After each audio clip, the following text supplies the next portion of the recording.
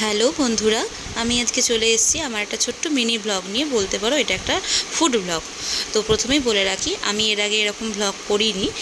যদি কোনো ভুল ত্রুটি হয় তাহলে আমাকে ক্ষমা করো, আর যদি ভালো লেগে থাকে তাহলে লাইক কমেন্ট শেয়ার করে দিও এবং সাবস্ক্রাইব করে দিও।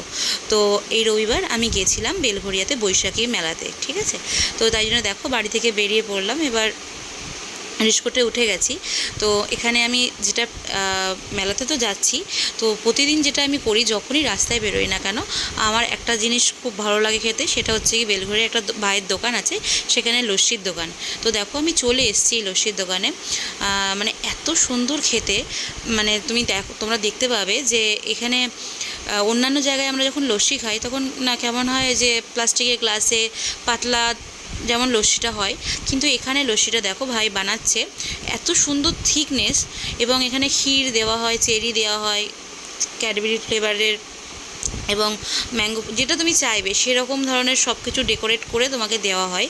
এবং দামটাও খুব রিজনেবল, সেটা হচ্ছে কি 30 টাকা।